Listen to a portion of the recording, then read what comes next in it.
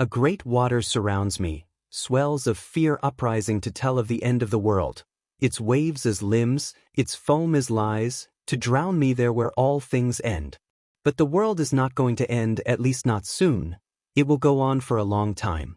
And I like something I had read from a man of God, wherein God told him that America is still a baby in the plans of God in the context of the long history of time. I like this, otherwise my mind may have packed up my bags to move into some fearful hollow in the ground of time and feast on the bitter end. On another note, the scope of consciousness, the far reaches of consciousness depends on focus, but our brain sends out nearby thoughts to surround, to clutter the thing we focus on in the deep.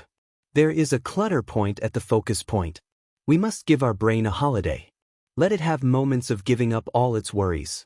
You know the brain must be taught, it can hardly teach itself. It must be taught to take a break, to rest truly, to think lovely nothingness for a few minutes a day.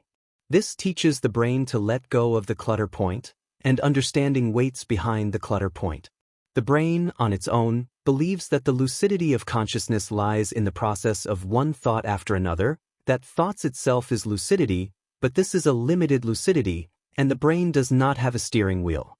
The brain cannot always tell what is real. Sometimes it starts believing our daydreams are real or have realness to them. It cannot always tell the realness of some violent thing we saw on television, whether we are part of the event or not. It tries its best though. The brain cannot teach itself, though it gets lucky sometimes with some useful algorithms.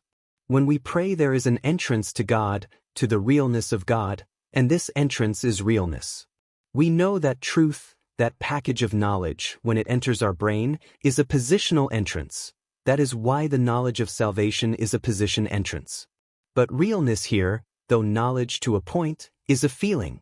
So when we pray, we focus on the presence of God with an inner feeling. And here directly try to feel the real, the actual, in feeling, inside the light of God. So when I pray, I go for this because this is an entrance.